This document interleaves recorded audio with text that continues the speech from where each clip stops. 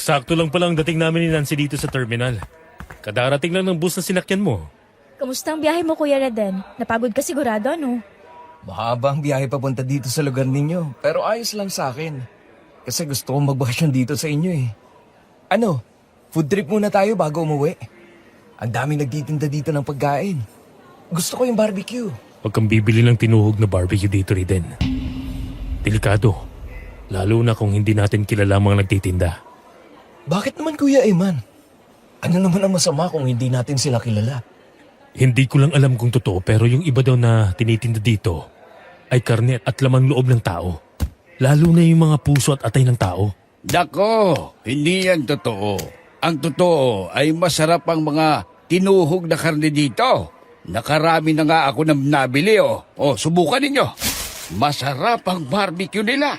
Huwag na tayong bumili, Kuya Reden. Tingnan mo si Manang, parang kakaiba siya. Hindi pa masyadong luto ang barbecue, ay kinain na. Kahit may dugo pang sariwang karne, sarap na sarap siya. Ano naman kung hindi pa masyadong luto? Ganito lang naman ang gusto kong luto ng karne. Mas masarap yung medyo sariwa, ineng. Masarap kainin. Minsan, may mga pangyayaring dumarating sa ating buhay na ang saglit na kaligayahan ay napapalitan ng sindak at kalungkutan. Ganyan po ang nangyari sa amin ng mga pinsan ko nang minsan magkita-kita kami at nagpunta kami sa isang fiestahan na hindi naman namin alam na aswang pala ang mga naroon. Sir Jupiter, tawagin mo na lang ako sa pangalang Riden mula dito sa isang malayong baryo ng Zamboanga. Hindi ko natutukuyin ang mismong lugar para na rin sa kapakanan ng mga taong nasangkot sa aking karanasan. Pero bago ako magpatuloy, gusto ko lang tanungin ang ating mga listeners. Mahilig din ba kayong mag-food trip? Mahilig ba kayong pumunta sa mga fiestahan? Ingat kaibigan, baka maparis kayo sa amin. Hoy Nancy! Saan ka pupunta? Hintayin mo kami! Halika na, Riden. Sige Kuya Eman, kasunod mo ko. Ano bang nangyari sa'yo? Bakit bigla kang nagsuka? Nakakadiri naman ng matandang lalaki na yun. Sariwa pa ang karne, kinakain na. Para siyang aswang. Bigla tuloy sumama ang sikmura ko. Aswang bang sinabi mo? Meron ba dito ng Kuya Eman? Totoo ba yung naririnig kong kwento tungkol dito sa bayan ninyo? Naku, kwentong barbero lang yon. Puro haka-haka lang. May mga napabalita kasi na namatay daw yung mga alaga nilang manok. Tapos yung kambing nawala. Hindi naman pala totoong aswang ang may gawa eh. Ano pala may gawa? Bakit namatay ang mga manok? At nawala ang mga kambing? Yung mga manok, mga malalaking daga ang pumatay. Yun namang mga nawawalang kambing ay isang sawang may kagagawan. Nang mahuli ang sawa at mapatay, ay nakuha sa tiyan ng isang malaking kambing. Ay, ganun pala. Grabe talagang balita. Marami na tuloy ang natatakot na pumunta dito sa inyo dahil sa maling balita. Pero may balita rin kasi na totoo. Lalo na yung tungkol sa bata na kinagat sa braso ng isang matandang babae. Mabuti na lang at nakita ng magulang kaya hindi tuluyang napatay yung bata. Anong nangyari sa matandang babae? Hayun, tumakbo ng mabilis. Isipin mo nga na isang matandang babae ay nakatakbo ng mabilis at hindi nabutan ng mga tao. Hindi normal yun, di ba? Aswang yun, Kuya Reden. Nako, tigilan na nga natin ang kwentuhan ng mga nakakatakot na bagay. Baka matakot na tong si Riden at umuwi ka agad sa kanila. Hindi naman ako ganun kadaling maniwala, Kuya Eman. Pwera na lang kung makita ng mga mata ko. Saka lang ako maniniwala. Teka, saan ba tayo sasakay papunta sa inyo? May dala kaming tricycle.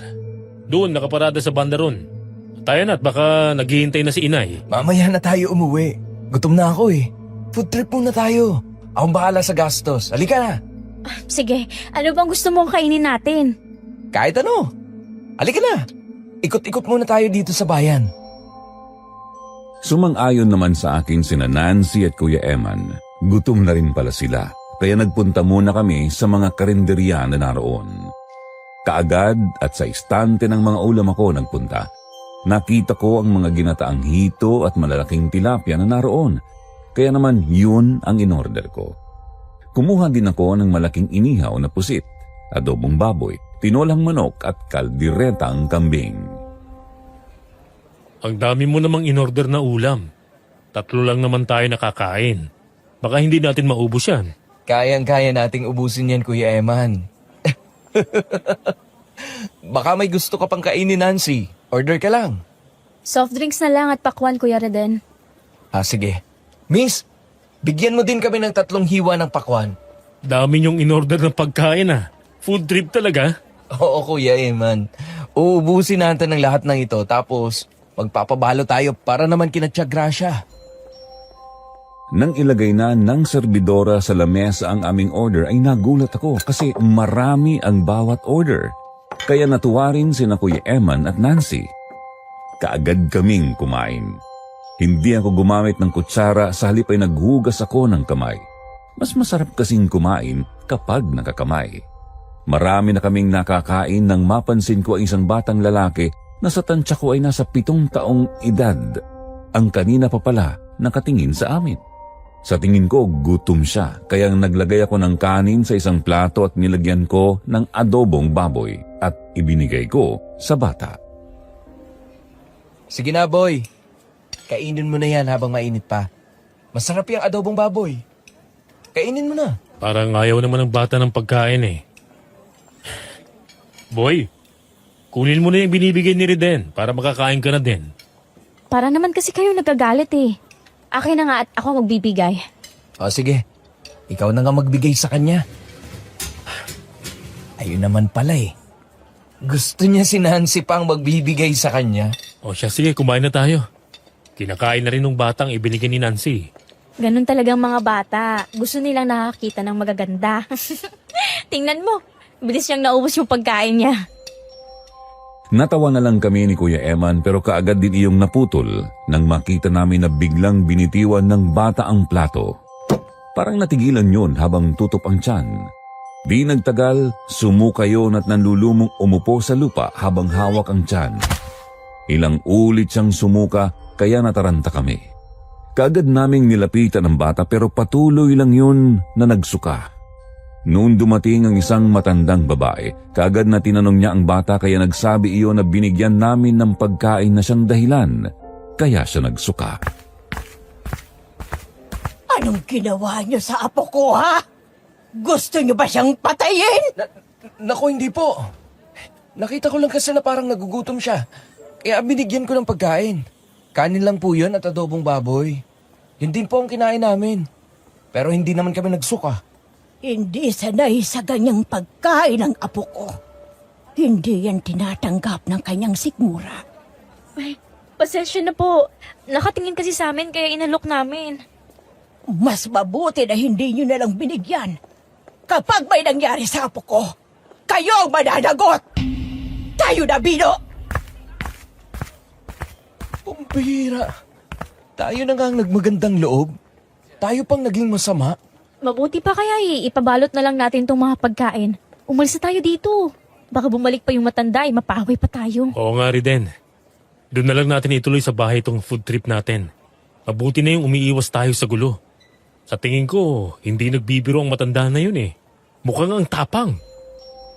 Sumang-ayon naman ako kay Kuya Eman. Pinuntahan namin ang nakaparada niyang tricycle sa labas na ng terminal. Sa loob ng tricycle, sumakay si Nancy. Katabi niya ang dala kong bag ng damit at sumakay naman ako sa likuran ni Kuya Eman dahil gusto kong makita ng mabuti ang lahat ng lugar na aming daraanan pauwi sa kanilang baryo. Kaagad kong nalanghap ang sariwang hangin nang makalabas na kami ng kabayanan. Maganda na rin kasi at simentado ang kalsada, kaya mabilis ang patakbo ni Kuya Eman. Pero nang lumiko na kami sa lubak-lubak na kalsada, bumagal na ang takbo ng tricycle. Hindi na pala naayos ang kalsada papasok sa lugar ninyo, Kuya Eman. Oo. Matagal na nga itong inirereklamo ng mga taga rito eh. Kaya lang, hindi pa na ipapagawa ng mga umupong mayor dito. Gaano kahabang kalsadang lubak-lubak na to? Ay nako, napakahaba na nito. Hanggang doon sa aming baryo, ganito ang kalsada. Kapag tag-init, malikabok. Kapag tag-ulan naman ay sobrang putik naman. Mahirap pala dito ang magpagabi ng uwi. Puro matataas sa puno makikita dito sa magkabilang paligid. At matataas din ang mga damo. Tama ka, Kuya Reden. Madalas ay mayroong natatagpo ang patay dito. Sabi nila ay biktima ng salvage. Pero yung iba na natagpuan dito, biktima ng mga magnanakaw. Hino-hold up tapos pinapatay. Kaya nakakatakot talaga dito kapag gabi. Kuya Eman, hindi ba yun yung matandang lalaki kanina sa bayan? Yung lumapit sa atin habang kumakain ng barbecue na hindi gaanong naihaw? Ayun oh, may dala pa siyang bayong. Oo nga no. Dito rin pala siya umuwi. Lalakarin lang niya papunta sa kanilang baryo. Gusto mo isakay na rin natin siya? Nako, wag na, Kuya Reden. Natatakot ako sa matandang yan. Kakaibang pakiramdam ko sa kanya. Parang hindi gaagawa ng mabuti. Dahil sa sinabi ni Nancy, hindi na nga inihinto ni Kuya Eman ang tricycle nang madaanan namin ang matandang lalaki. Tuloy-tuloy lang kami hanggang sa makarating kami sa lugar na maraming talahib sa magkabilang gilid ng kalsada. Bigla at mayroong tumawid na dalawang malalaking baboy ramo na ang isa ay maliit pa at ang isa ay malaki na. Mayroon ng sungay ang magkabilang bahagi ng bibig. Nabangga ng tricycle na sinasakyan namin ang maliit na baboy ramo. Nang bumulagta iyon, kaagad namang inihinto ni Kuya Eman ang tricycle.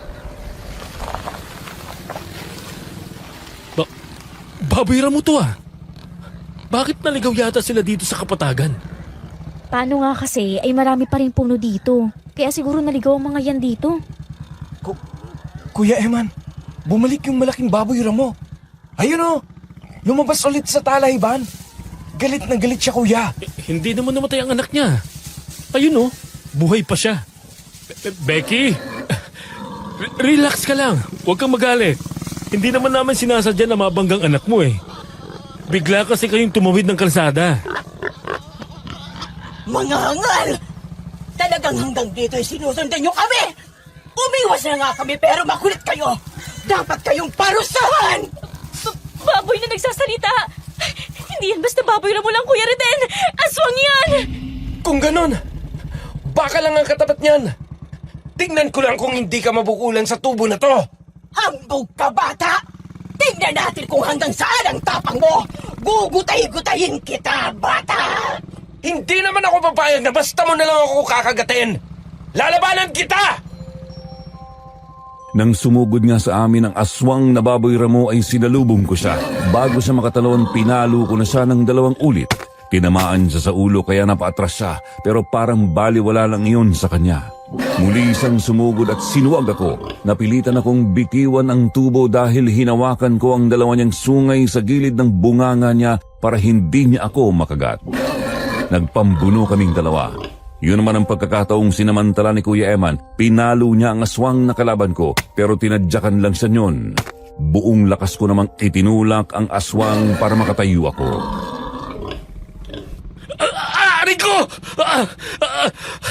Aswag nga ito, Reden. Pero ibang klase. Kahit matindi ang sikat ng araw, gumagala eh. Tama ka, Kuya Eman. Hindi rin naman papayag ang aswang na to na makalampas tayo dito eh. Kaya wala tayong magagawa kundi ang labanan siya. Papatayin ko kayo! Mga walang hiya kayo! Susugod na naman siya, Kuya Reden! Kuya Eman! Mag-iingat kayo! Diyan ka lang sa loob, Nancy! Kami na bahala sa aswang na to. Hindi mo ako kayang takutin, aswang! Alam mo naman na may limitasyon ang makakaya mong gawin kapag sikat ang araw! Hangal! Huwag mo akong minamaliit! Humanda ka sa akin ngayon! Muli nga kaming sinugod ng aswang pero biglang humarang ang matandang lalaki na nakita namin kanina na naglalakad.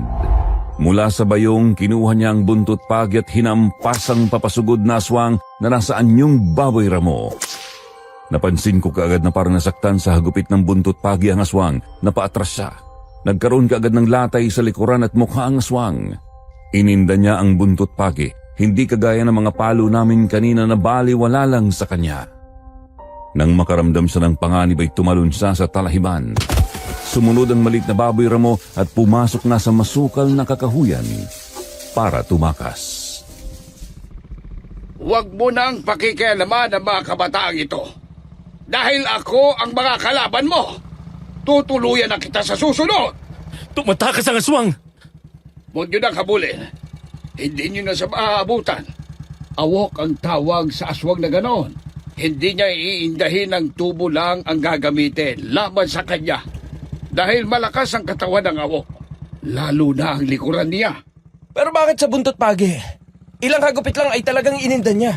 Dahil ito ang isa sa mga arbas na talagang panlaban sa kanila. Ay, mabuti na lang at nakita ko kayo. Kung hindi, baka isa sa inyo ang nakagat ng awok. Malaking problema kapag nagkatao. Ano po bang nangyayari sa mga nagiging biktima ng awok? Yung mga nakakagat niya, namamatay po ba? Kapag gusto kang batayin ng awok, kakagatin niya ang leeg mo at wawakwakin ang dibdib. Pero kapag gusto nila na maging kauri ka nila, kakagatin nila ang pinakasentrong ugat sa leeg mo para doon dumaloy ang kanilang kamandag. Bakit niyo po alam ang mga bagay na yan? Isa akong albularyo, ineng. Pasensya ka na kanina, ha? Natakot ka yata.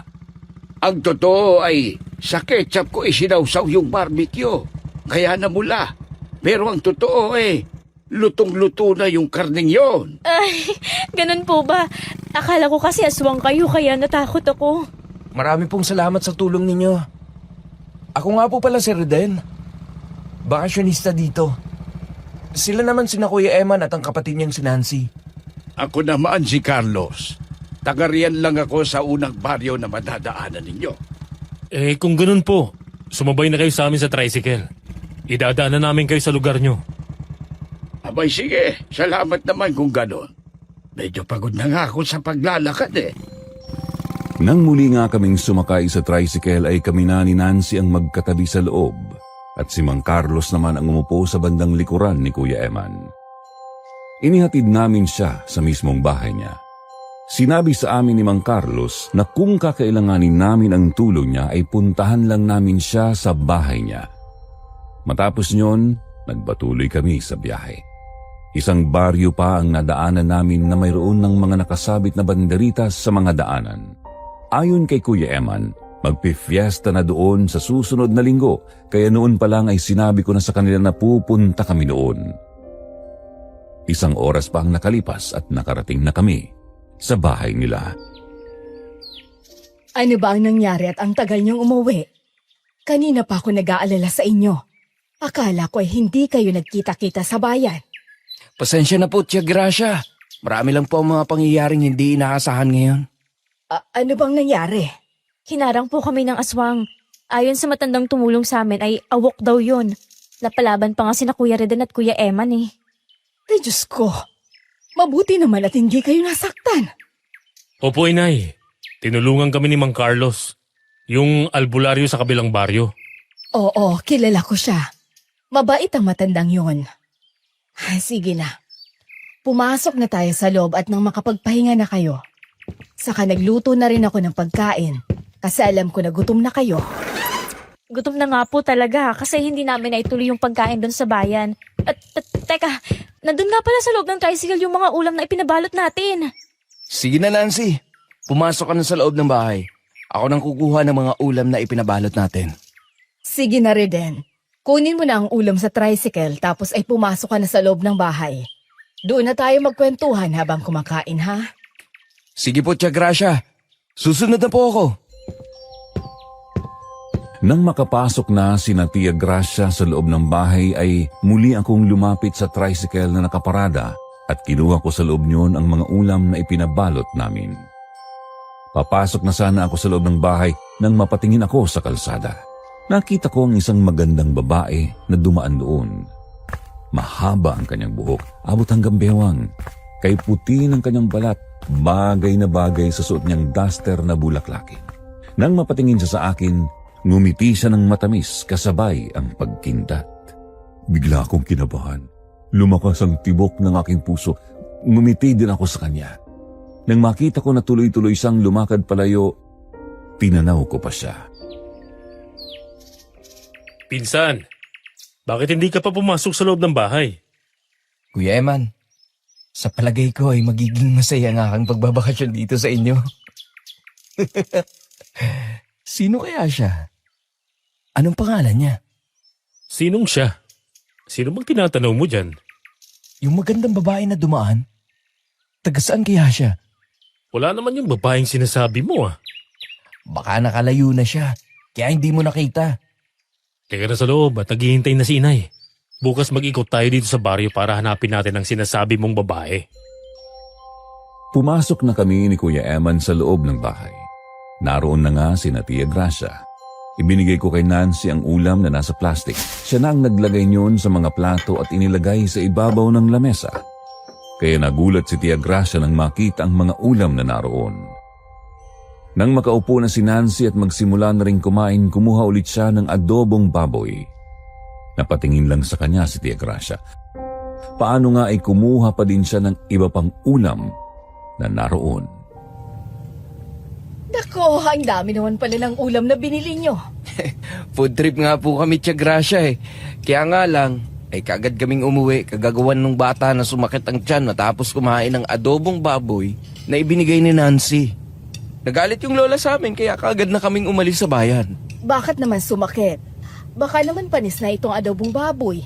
Bagong luto lang yan kanina, inay. Kumain din naman kami na Kuya Reden, pero hindi naman sumakit yung tiyan namin. Hindi daw po kasi sanay sa ganun pagkain yung bata. Baka sanay sa puro gulay lang kaya nang makakain ng karne ay nagsuka. Pero nung umalis yung maglola, hindi na nagsusuka yung bata. Sa tingin ko, nalamigin lang ang sikmura nun kaya nagsuka. O siya, huwag nyo nang isipin ang bagay na yon. Kumain na tayo. Sabay-sabay na nga kaming kumain. Dahil nagluto pa ng ulam si Tia Gracia ay hindi namin naubos ang mga pagkain. At yun pa rin ang kinain namin noong gabi. Pinainit na lang ni Tia Gracia. Nang malalim na ang gabi ay doon na ako tumuloy sa loob ng kwarto ni Kuya Eman dahil ang double deck na kahoy ang higaan niya. Ako ang nahiga sa ibabaw. Hindi pa kami kaagad natulog. Nagkwentuhan pa kami. Di nagtagal, nagulat kami nang marinig naming umaalulong ang aso nila. Umaalulong palang aso nyo, Kuya Eman? Loko yang si Tagpi ah. Ngayon lang yan umalalong. Nakakapagtaka naman. Tsaka, iba yung tahol niya. Parang natatakot. Baka naman merong kinatatakutan. Sandali nga, sisilipin ko dito sa bintana. Lokong aso na to ah. Nagulat si Kuya Eman nang pagbukas niya ng bintana at sisilipin sana ang kanilang aso nang makitang aswang ang nasa tapat ng kanilang bintana. Bago pa siya makalayo, humaba ang dila ng aswang at pumulupot sa kanyang leeg. Hinahatak siya ng aswang palabas ng bintana. Nagpilit na makawala si Kuya Eman pero hindi niya maalis ang dila ng aswang sa kanyang leeg para iyong lubid sa tibay na pagkakatali kaya halos hindi na siya makahinga. Kaagad akong tumalon at dinampot ang walis tingting. Hinampas ko ng paulit-ulit ang dila ng aswang. Hindi niyon ininda ang mga unang hampas ko. Tulungan niyo ko! Hindi na ako makahinga! Naku po, inay! Si Kuya, sinasaktan ng dila ng aswang! Bitiwan mo siya! Limaw ka! Heto ang itak, Reden! Ito ang gamitin mo sa kanya! Putulin mo ang dila na walang hiya niyan! Salamat, Tia Gracia! Kung hindi mo pakakawalan ng pinsan ko, puputulin ko ang dila mo! Kampo ng Diablo! Nakawala na si Eman sa dila ng aswang. Isara mo na kaagad ang bintana, Reden. Opo, Tia Gracia. Ako nang bahala sa bintana. Naputol ang dila ng aswang, Kuya Reden! Ligtas na si Kuya Eman! Muntik na ako dun ah. Walang hiya na yun. Kaya pala natatakot ang aso natin. Siya palang nakikita. Nasa paligid pa ang aswang. Hindi pa siya umaalis. Samantalahin na natin ang pagkakataon habang iniinda pa niya ang pagkaputol ng kanyang dila. Kung gano'n ay labasin na natin siya, Tia Gracia. Patayin natin ang salot na yun. Kuya Eman! Kumuha ka ng flashlight! Sige, gaganti ako sa salot na yun. Muntik na ako mapatay sa sakal. Tayo na sa labas! Hanapin natin ang aswang! Kaagad nga kaming lumabas ng bahay. Gamit ang malalakas na flashlight ay hinanap namin ang aswang. Tama nga si Tia Gracia. Hindi kaagad makakaalis ang aswang dahil para siyang nanghina nang maputol ang kanyang dila. Nang makita namin siya sa halamanan ay sumisirit pa ang dugo sa kanyang bibig. Tuliro pa rin siya sa sobrang sakit na kanyang nararamdaman. Pero nang makita niya kami na naigulit ang kanyang galit, dinamba niya ako at pilit na kinagat. Pero napigilan ko siya ng aking mga kamay. Nabitiwan ko ang hawak-hawak kong itak kaya dinampot yun ni Kuya Eman at ginamit para tagain ang aswang. Sa patok ng aswang mo itarak ang ita, Kuya Eman! Dalian mo! Hindi ko na siya mapipigilan! Sige, tatapusin ko ng salot na to! Mag-iingat ka, Eman. Baka tamaan mo si Reden. Humanda ka sa asin na to, walang hiya ka! Salot! Mamatay ka na! Nang sabuyan ni Nancy ng asin ng aswang ay napaso yun kaya napaigtad. Yun naman ang sinamantala ni Kuya Eman. Itinarak niya sa batok ng aswang ang hawak niyang itak pero dahil makunat ang balat ng aswang hindi iyon gaanong bumaon.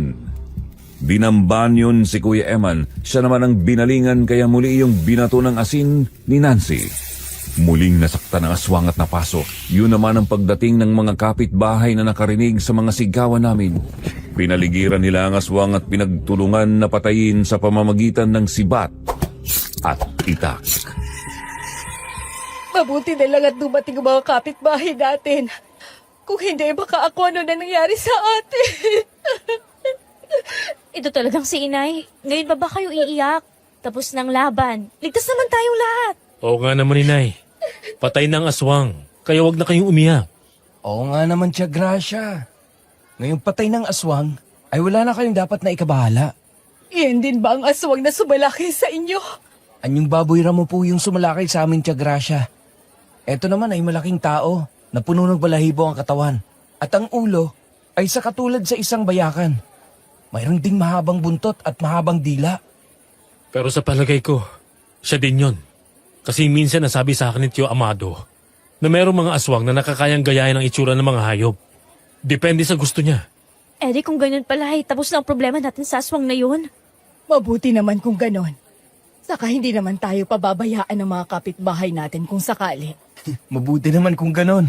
Mapapanatag na tayo. Bukas ay pwede na tayong gumala sa baryo para hanapin natin yung magandang babae na nakita ko. Oo na, ikaw talaga. Basta babaeng maganda, hindi mo makalimutan. Napatawa na lang ako sa sinabi ni Kuya Eman. Di nang tagal, kinuha na ng mga kalalakihan ang bangkay ng aswang. Sila na daw ang maglilibing yun. Kaya naman pumasok na kami sa loob ng bahay at muling natulog. Nang sumunod na araw, nag-ikot kami ni Kuya Eman sa baryo nila. Gusto ko kasing ituro sa kanya yung babae na nakita ko kagabi, kaya lang ay hindi na namin siya nakita. Kaya tumambay kami sa plaza ng baryo nila, kung saan marami din ang nakatambay doon na mga dalaga at binata. Karamihan doon, kakilala ni Kuya Eman. Maraming magagandang dalaga dito ngayon kasi may palaro ang barangay. Volleyball ang mga kababaihan. Baka nandito hinahanap mo. Wala dito yung babaeng yun, Kuya Eman. Sa buhok pa lang, malalaman mo ng kakaiba siya eh. Kasi ang haba ng buhok nun. Hanggang bewang. Tsaka ang puti talaga niya. Baka naman hindi taga ritong babaeng yun. Baka napadaan lang sa gawin natin kagabi. Sayang naman kung ganun. Hindi ko na pala siya makakita ulit. Akala ko pa naman taga rito siya. Hindi pala. Kalimutan mo lang babaeng yun.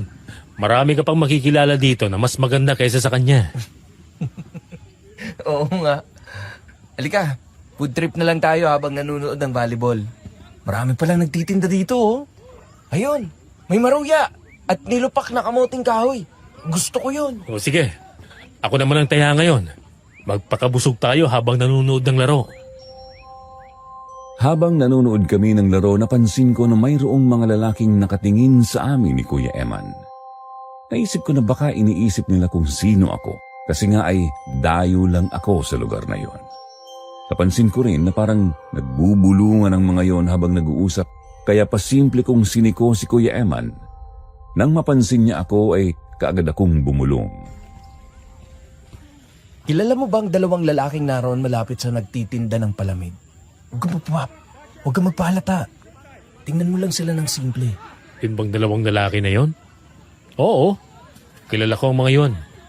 Huwag kang mag-alala sa mga taga rito. Mababait ang mga yan.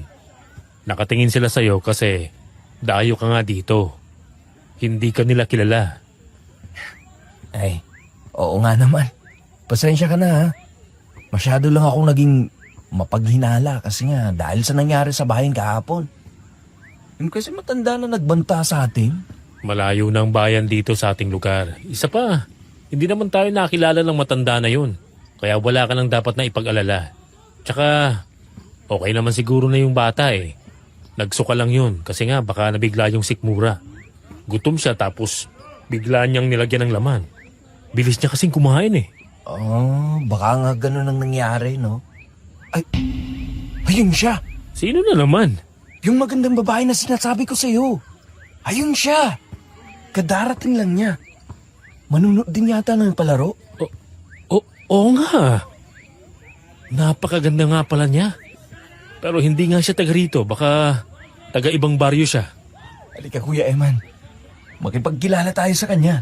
Ikaw talaga rin din kapag ginusto mo talaga eh. Walang makakapigil sa'yo. Halika na, dalian mo na.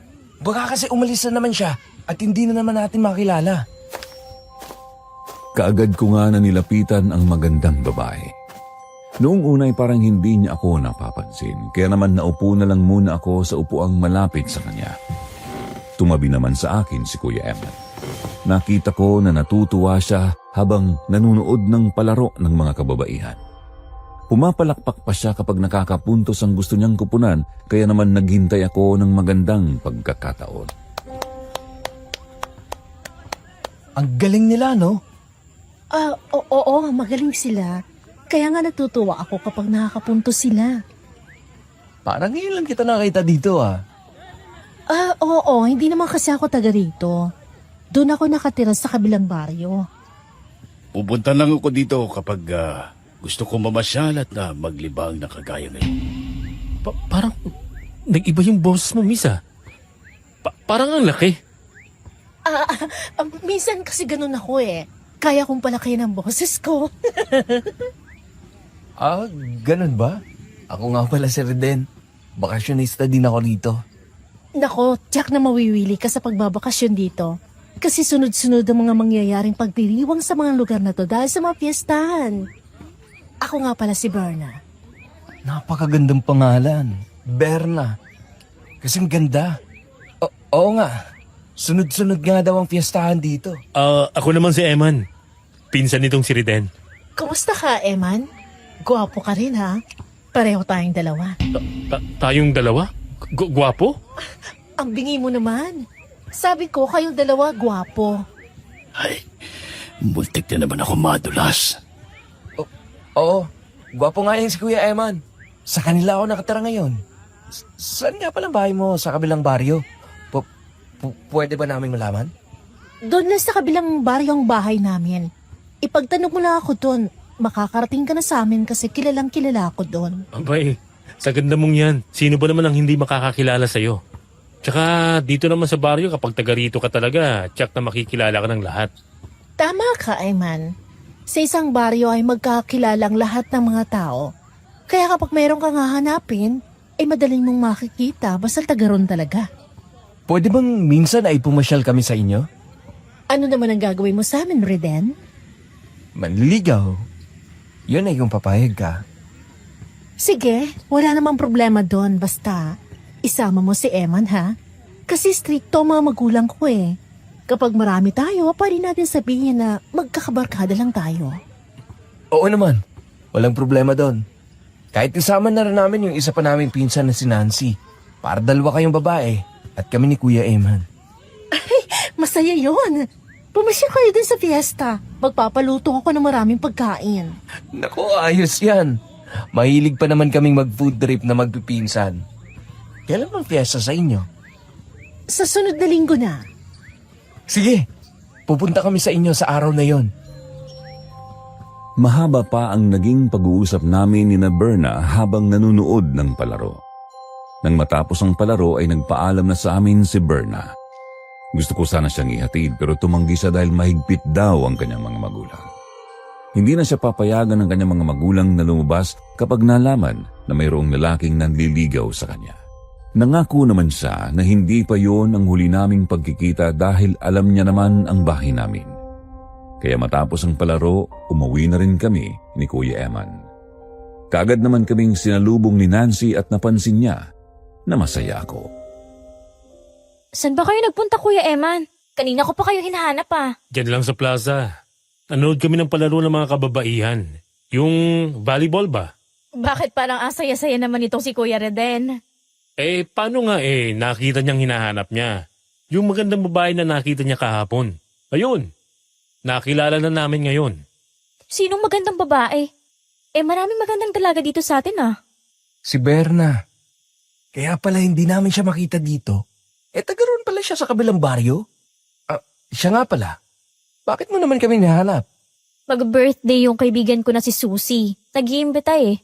Punta raw tayo sa kanila. Maghahanda raw siya ng marami. Wow! Ayos yun ah!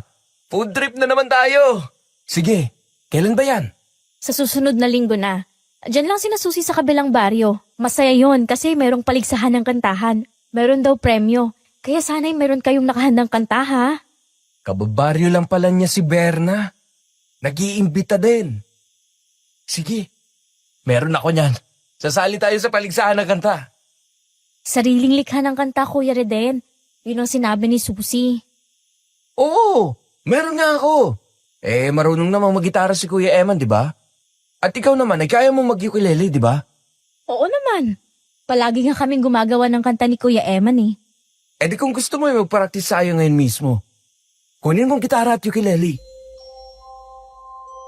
Sumang-ayon si Nancy. Pumasok siya ng bahay at nang lumabas ay dala na ang gitara at ang ukulele. Tinimpla muna nila ang tono ng mga yon kasi ay matagal na nilang hindi nagagamit. Nang maayos na, naupo kami sa upuan at nasa ilalim ng malaking puno ng mangga. Ako naman ay ilang ulit munang sumigaw para lumuwag ang aking lalamunan.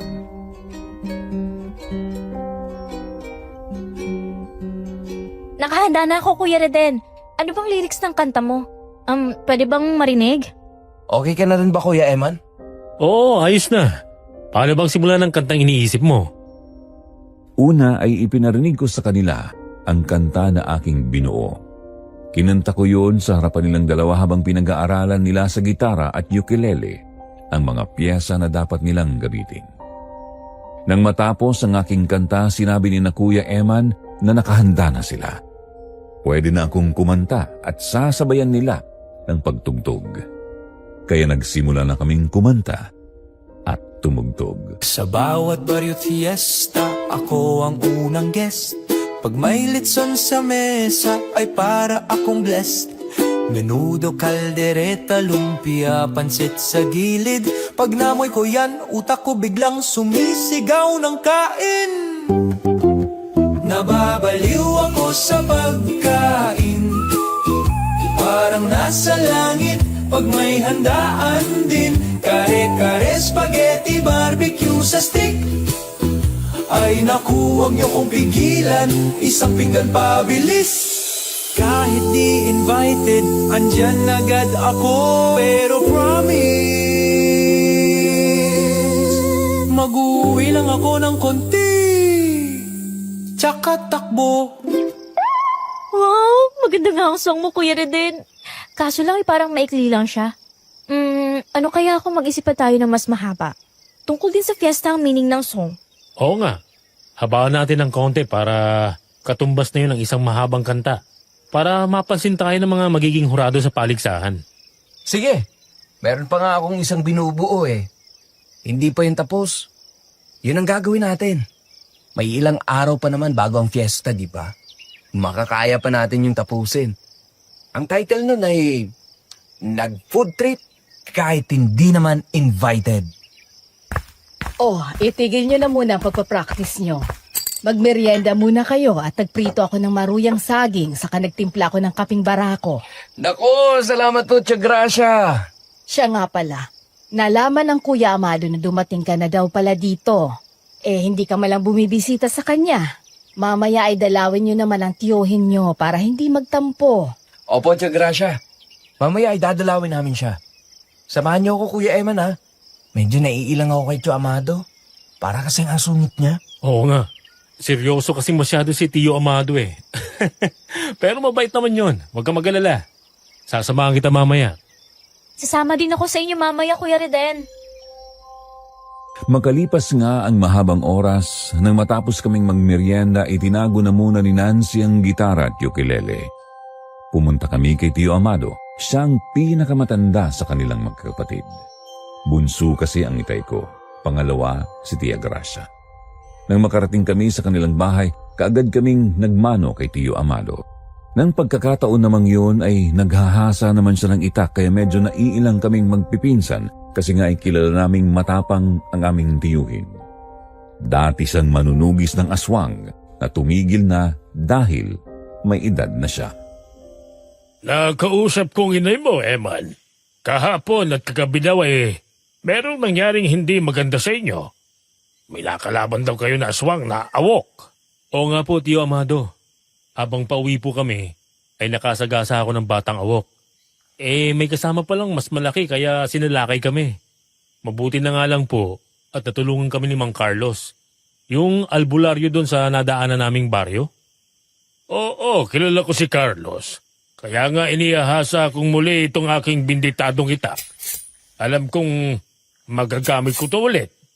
Tsak na hindi magtatagal magpapakita ulit ang mga yun sa inyo. Bakit naman po, Tio Amado? Abay, nasaktan sila ng dahil sa inyo. Sila yung klase ng mga aswang na mapagtanim ng sama ng loob. Tsak na hindi sila titigil hanggat hindi nakakaganti sa inyo. Lalo na nga't may namatay na sa kanila. Aba, hindi naman namin sinasadya yun, Tio Amado. Sila ang biglang tumawid ng kalsada kaya nabangga ni Kuya Eman. Sila nga itong bigla na lang din sumalakay Mabuti na lang at matapang si Kuya Reden. Pinalo niya ng tubo yung awok. Oo nga naman, Tio Amado.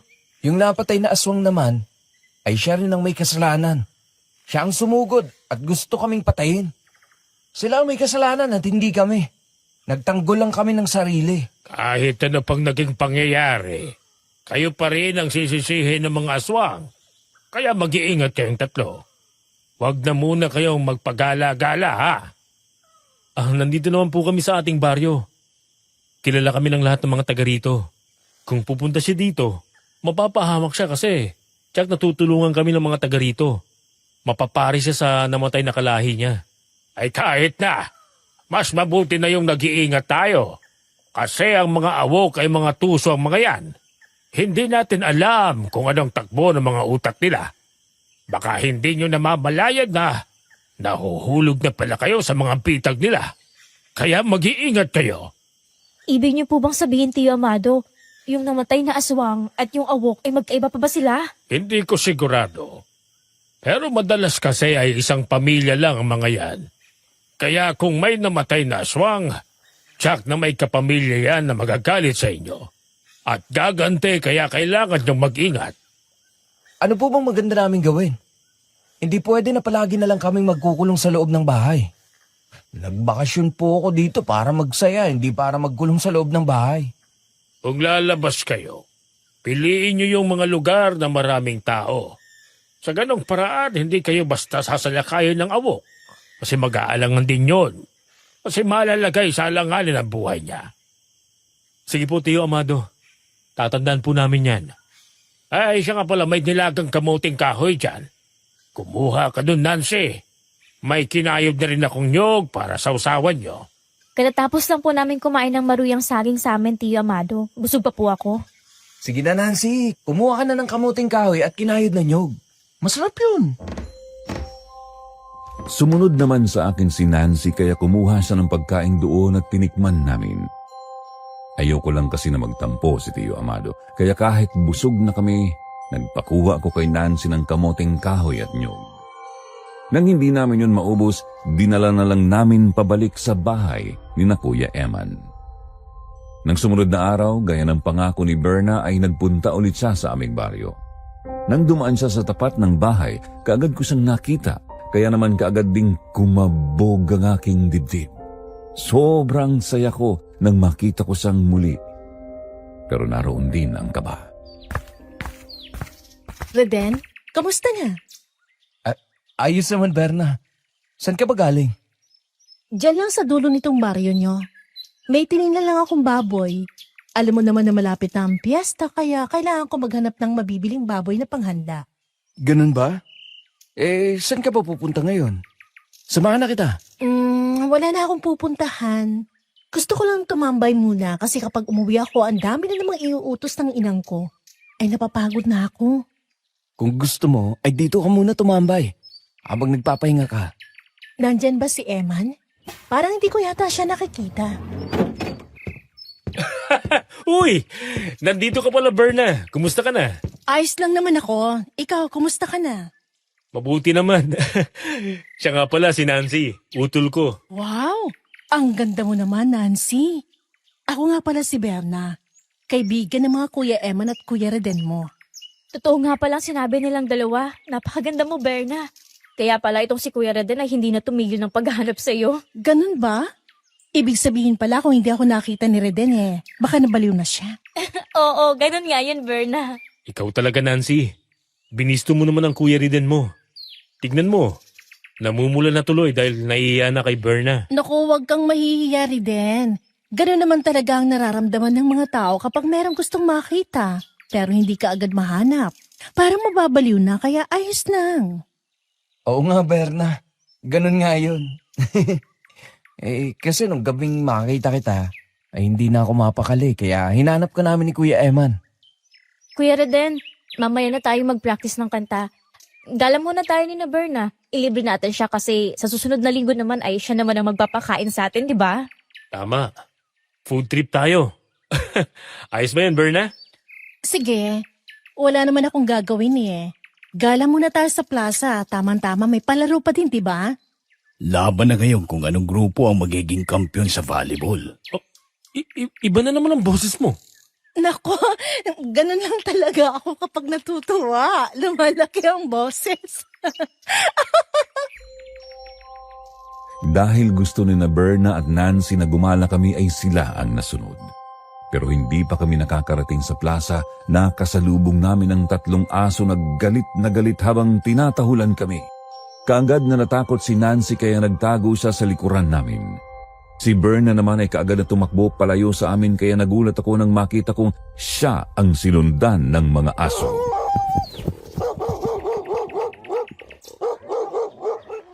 Berna!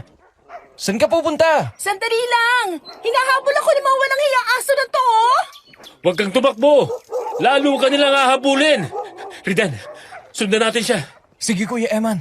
Walang giya ang mga asong yun, Uunahan pa akong kagating si Berna. Umanda kayo sa akin ngayon. Kumuha kayo ng pamalo. Baka tayo naman ang balikan ng mga aso na yun. Pwede na itong sinturon ko. Umanda sila sa akin kapag naabutan ko sila. Sinundan ko si Berna kung saan direksyon siya nagpunta.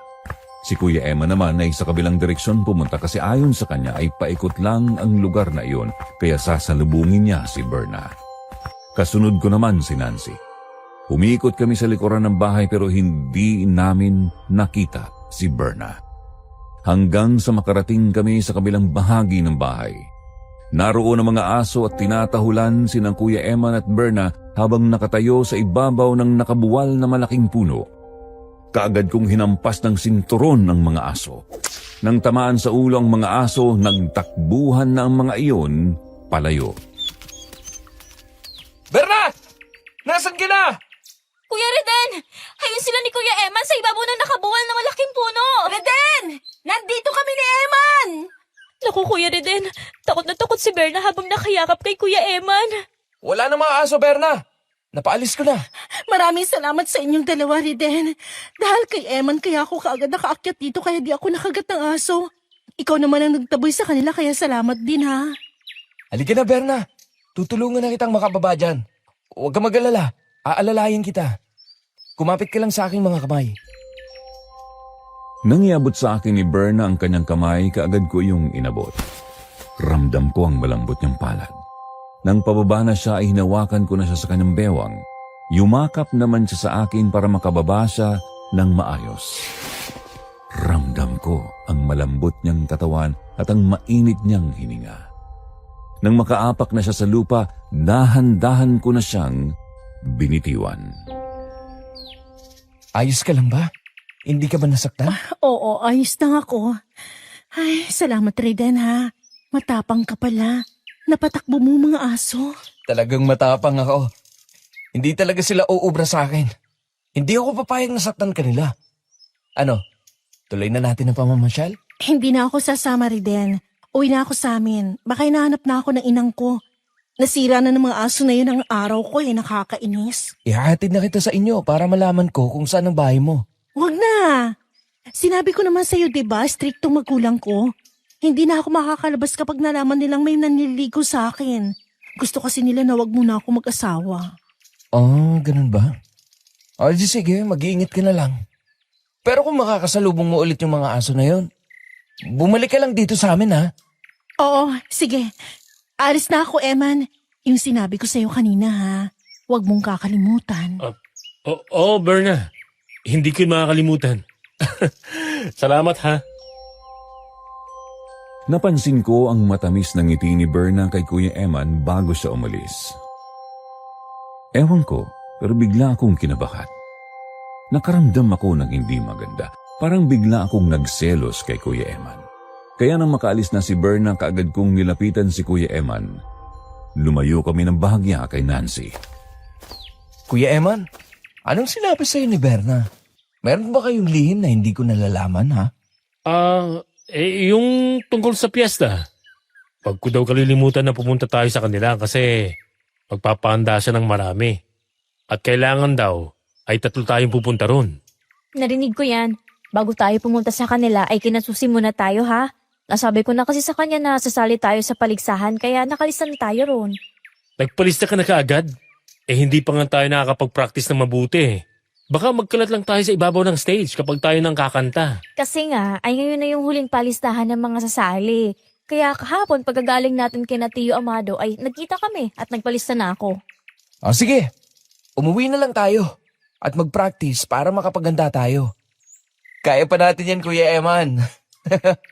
Lalo pa ngayon na meron akong inspirasyon. Ipapanalo ko ang laban natin. Pero syempre, katulong kayo. Sige, gawin natin ang lahat para manalo. Malaki din ang premyo eh. Basta pag nanalo tayo ha, pang food trip natin. Sige, para masaya tayong 3. Alam mo naman ang pagkain ng libangan ko. Sige, practice na tayo.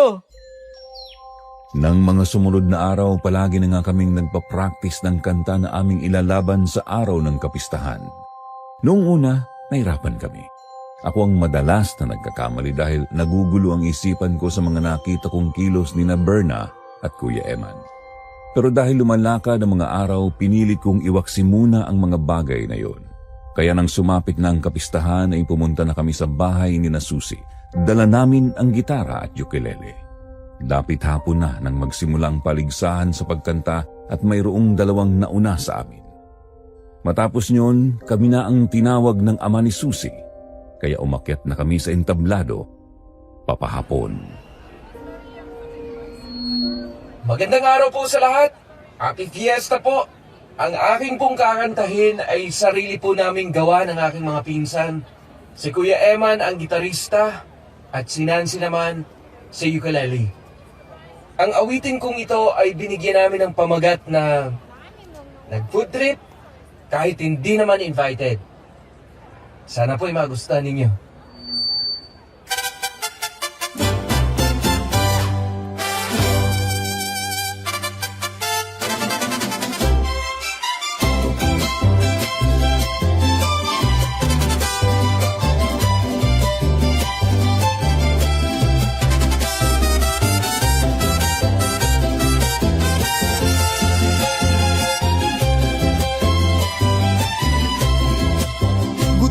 Ako sa umaga, gutom hanggang gabi. Basta may pagkain dyan, ako ay sasali. Pansit, lumpia, kaldereta, handa kong habulin. Pag namoy ko ang ulam, automatic akong gigising. Lagi akong gutom, gutom araw-araw.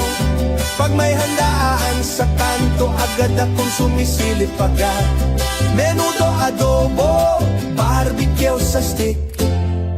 Di ako invited pero nandun ako ang bilis. Narinig ko ang fiesta ayan na naman ako. Kutsara, plato sa bulsa, handa na ang tropa ko. Puto, bibingka, sopas, kare-kare, ang saya. Sa bawat mesa na makikita para akong bata. Basta may kainan ako'y present, di absent.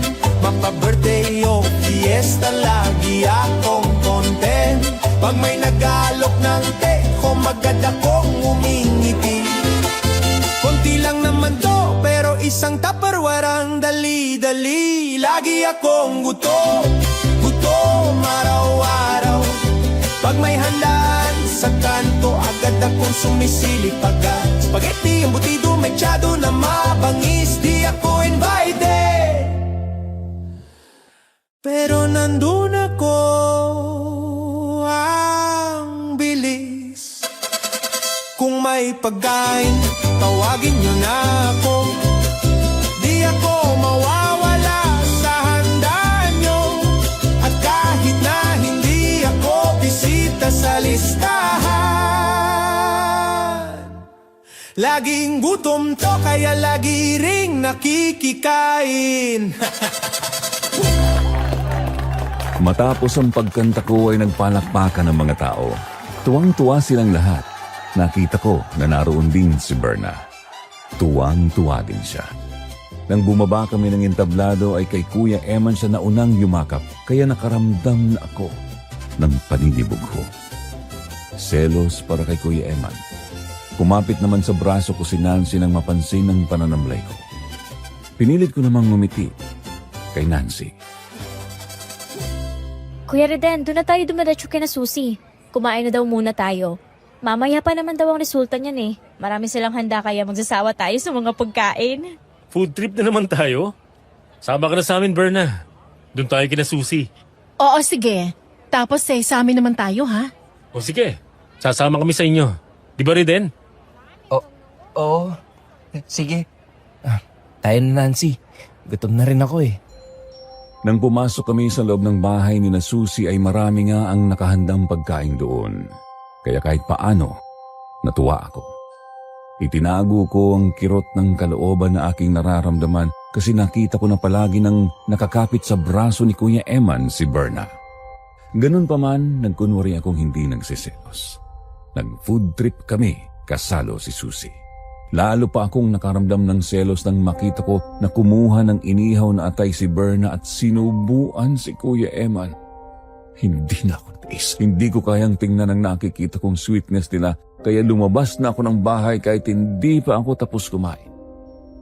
Sinundan naman ako ni Kuya Eman. Anong problema mo, Reden? Kuya Eman, alam mo naman ang nararamdaman ko kay Berna, hindi ba? Dapat hindi ka na pumapel. Dapat dumistansya ka na sa kanya. Eh ano magagawa ko kung akong gusto niya? Nagkataon naman na gusto ko rin siya eh. Pareho kami ng nararamdaman, Reden. Ako ang gusto niya at hindi ikaw. Sinabi niya yun sa akin nung nasa puno kami. Nung hinahabol siya ng aso. Kung ganon, ay matagal nyo na pala akong ginagago. Noon pa pala ay nagkakasundo na kayo pero nagsinungaling ka pa sa akin. Reden, makinig ka sa akin. Traitor ka, Kuya Eman! Wala ka nang dapat na ipaliwanag pa. Alam mo nga kung una nakakita sa kanya pero sinulot mo pa. Hindi ko siya sinulot sa'yo. Nagkataon na pareho natin siyang nagustuhan nang makita natin siya. Abi, kasalanan ko ba na akong nagustuhan niya at hindi ikaw? Dapat maging sports ka. Be a man, bro. Yabang mo. Porky ikaw ang nagustuhan niya. Sana'y sinabi niyo na agad na nagkasundo kayo para hindi na ako umasa. Eh ang kaso, naglihim kayong dalawa eh. Mga sinungaling kayo. Sa inis ko kay Kuya Eman, sinuntok ko siya. Tinamaan siya sa mukha. Napaatras siya pero alam ko na kinaya niya ang suntok ko. Nang muli ko siyang suntukin, umilag siya. Ayaw niya sana akong patulan pero nang muli akong umatake, tinamaan naman siya sa sikmura kaya sa pagkakataong yun ay napaluhod siya. Nang lumapit ako ay parang napikon na si Kuya Eman kaya gumanti na siya sa akin. Sinuntok na rin niya ako. Tinamaan ako sa panga. Nahilo ako at napaatras sa lakas ng kamao niya. Bumagsak ako. Nang muli akong tumayo, doon na dumating sina Nancy at Berna. Niyakap na ako ni Nancy para awatin. Tama na, Kuya Reden! Huwag na kayong mag-away ni Kuya Eman! Pag-usapan niyo to ng maayos! Bakit kayo umabot sa ganito? Wala nang dapat na pag-usapan, Nancy. Traitor si Kuya Eman! Inagaw niya babaeng gusto ko! Nagkasundo na pala sila pero inililihim pa nila sa akin. Mga traitor sila! Pasensya ka na, Reden. Ako ang nagsabi kay Emma na wag na lang munang sabihin sa'yo. Hindi kasi namin alam kung paano sasabihin sa'yo eh. Pinaasa mo ako, Berna. Ngayon ay alam ko na. Sana'y maging masaya kayo ni Kuya Eman. Sige, uuwi na ako. Pero Kuya Reden, di ba magpupunta pa tayo kay na Berna? Hindi ka na ba sasama sa amin? Kayo na lang. Wala na akong gana. Uuwi na lang ako. Magpakabusog kayo sa bahay ni Berna. Diyan na kayo! Reden! Bumalik ka! Bahala ka kung ayaw mo! Para kang bata!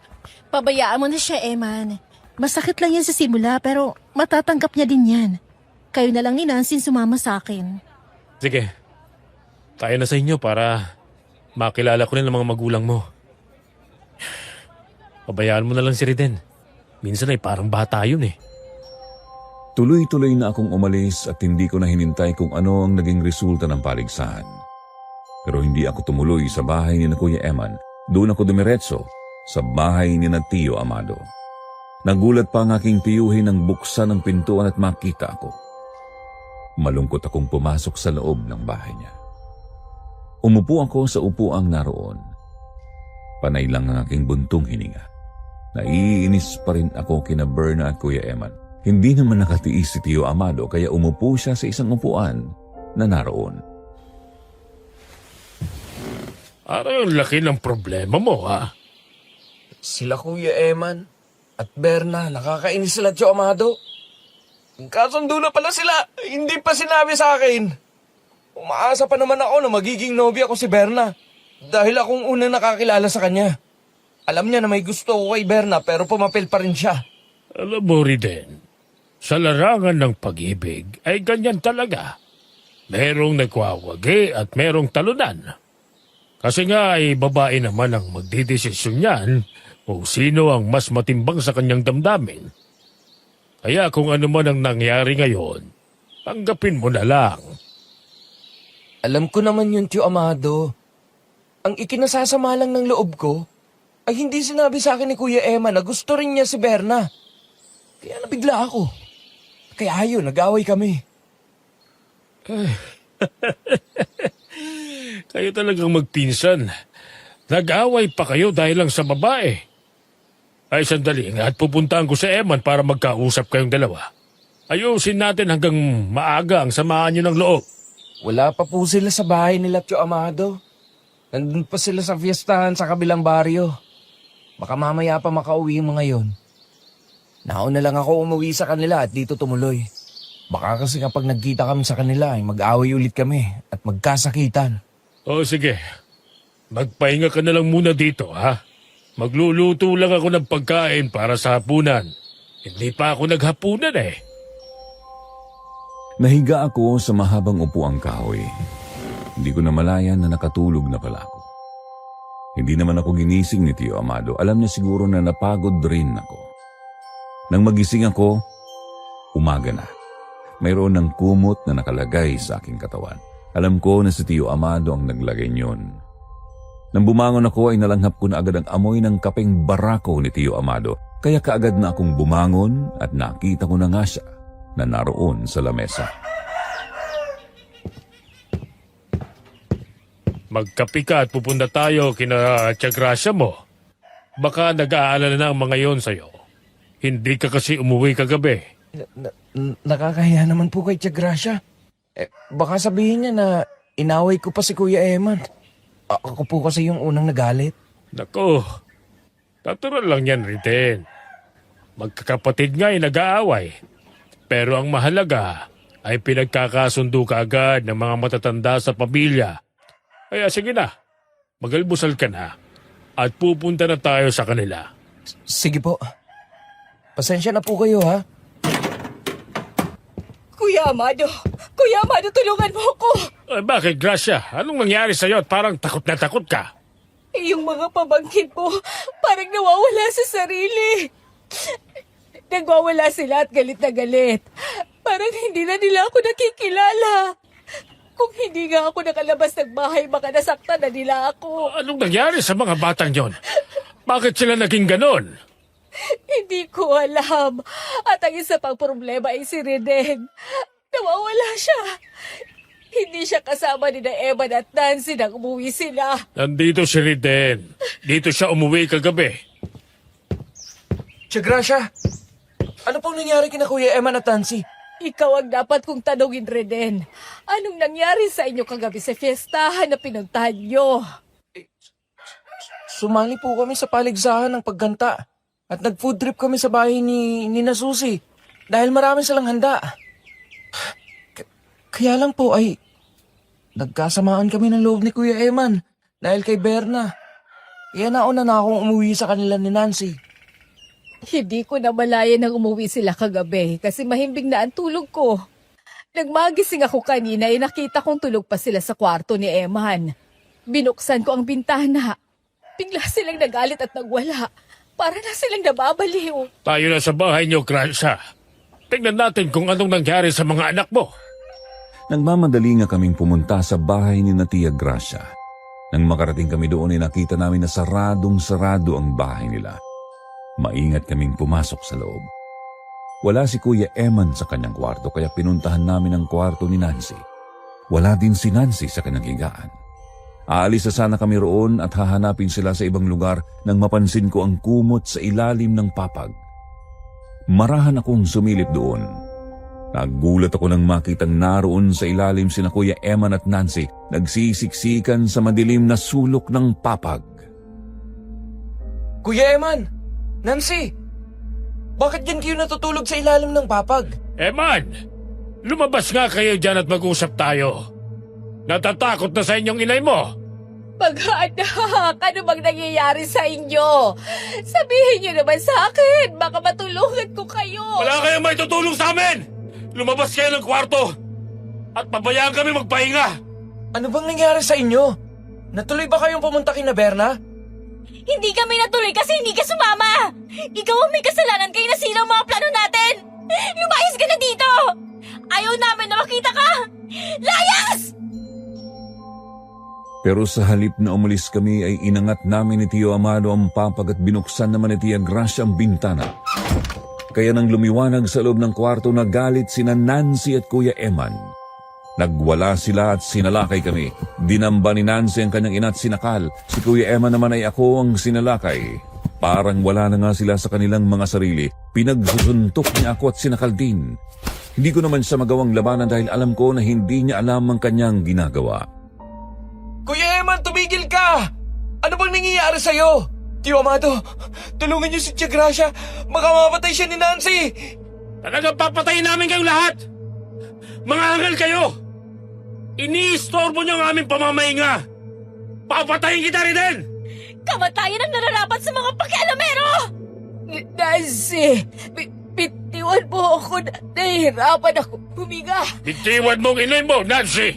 Baka mapatay mo siya! Ano bang nangyayari sa inyo? Isa ka pang matanda ka! Pakialamero ka! Ikaw ang uunahin ko! Aray ko! Walang hiya ka talagang bata ka! Wala ka ng respeto sa akin!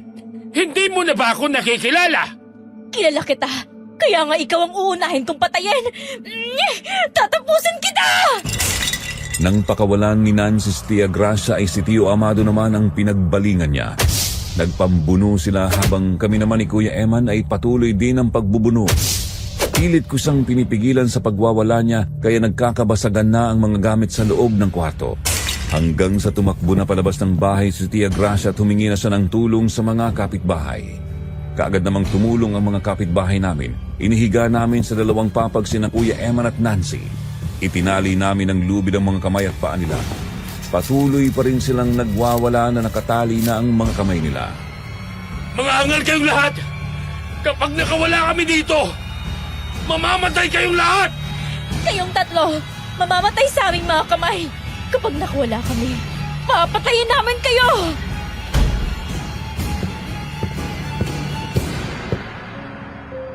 Ano Ano bang nangyari sa aking mga anak, Kuya Amado? Asa sa aking karanasan. Dahil dati rin naman akong naging manunugis ng aswang. Sa tingin ko nakakain sila ng pagkain ng aswang. Pagkain ng aswang? Kung ganun, ay ano na mangyayari sa kanila ngayon? Kapag hindi sila nagamot kaagad ay baka matuluyan silang maging aswang. At sa tingin ko kapag nangyari yun ay tayo ang una nilang papatayin. Kasi galit na galit sila sa atin. Si Mang Carlos, baka matulungan nila tayo. Hindi po ba albularyo siya? Tama ka rin. Puntahan mo si Carlos. Humingi ka ng tulong sa kanya. Sabihin mo ang nangyari sa iyong mga pinsan. Sige po, lalakad na ako ngayon. Susunduin ko na si Mang Carlos. Kayo na po muna bahala kay na Kuya Eman. Huwag ka mag-alala. Sarado na mga kwarto nila at maigpit ang tali sa kanilang mga kamay at paa. Kaya huwag ka na mag-alala sa kanila. Mag-iingat ka rin din. Dalhin mo na rin itong itak para mayroon kang pang-proteksyon sa iyong sarili. Kung totoo man ang sinabi ni Kuya Amado, kung nakakain sila ng pagkain ng aswang, ibig sabihin ay mayroon pa talagang aswang. Pero saan sila nakakain nun? Ay yung kinain nila kina Susi, ay kinain ko rin naman. Pero hindi naman ako nagkaganyan. Kung ganon, hindi sila doon nakakain ng pagkain ng aswang. Baka sa pinuntahan nila. Kung ganun, ay kailangan makita ko si Berna. Siya ang kasama ni na Kuya Eman nang umalis ako. Baka alam niya kung ano nangyari sa kanila. Nang umalis nga ako ng bahay, ginamit ko ang tricycle para puntahan si Mang Carlos. Nasa pangalawang baryo pa mula sa amin ang bahay nila kaya minadali ko na ang pagpapatakbo sa tricycle. Nang mapadaan ako sa lubak-lubak na kalsada na wala ng gaanong mga bahay at puro kakahuyan na ang makikita sa paligid ng kalsada, itinigil ko ang tricycle. Nang makita kong may nakahiga sa gitna ng kalsada. Alam ko na isa iyong babae dahil mahaba ang buhok. Nang bumaba ako ng tricycle, nalapitan ko ang babae para malaman kung buhay pa yun. Buhay pa nga siya. At nagulat ako nang bigla niya akong kalmutin. Siya yung matandang nakita namin sa bayan noon, yung nagalit ng pakainin namin ng baboy ang apo niya. Manang? Natataranta ka na ba dahil ang mga pinsan mo ay nawawala na sa kanilang sarili? Bakit alam niyo nangyari sa kanila? Dahil ako ang may kagagawan nun. Hinaluan ko ng karne ng tao ang mga pagkain nila kagabi. Mahilig pala sila sa maraming pagkain. Kaya habang nalilibang sila, ay ginawa ko na ang aming plano. Bakit ginawa niyo yun sa kanila? Ano bang mabigat na kasalanan ng nagawa namin? Nagmalasakit lang kami na pakainin ng apo ninyo. Dahil sa ginawa nyo ay nakakain ng bawang ang apo ko. Nagsuka siya ng husto kaya nang hina. Tapos ay binangga nyo pa! Kung ganun, kayo ang mga awok na nakalaban namin noon? Oo! Dahil sa inyo, kaya nasaktan ako ng walang hiya na si Carlos. Pagkatapos nun, nagkasakit na ang aking apo at namatay. Nalapnos ng bawang ang kanyang sikmura. Kaya gumanti kagad ang isa kong apo. Sinalakay kayo pero napatay siya ng taong bayan.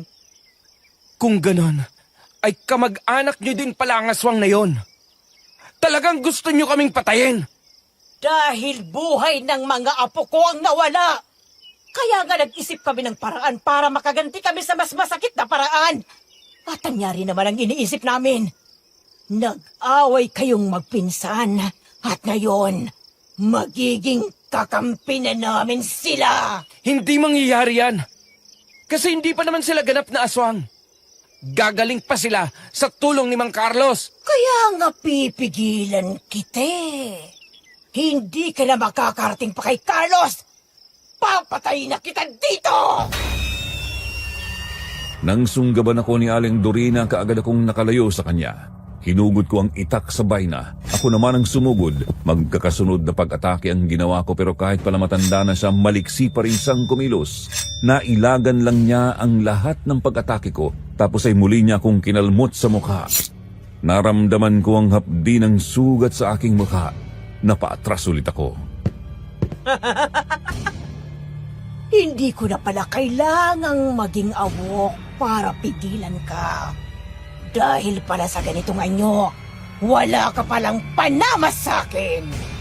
Hindi ka pala ganun kalakas, kagaya ng iniisip ko.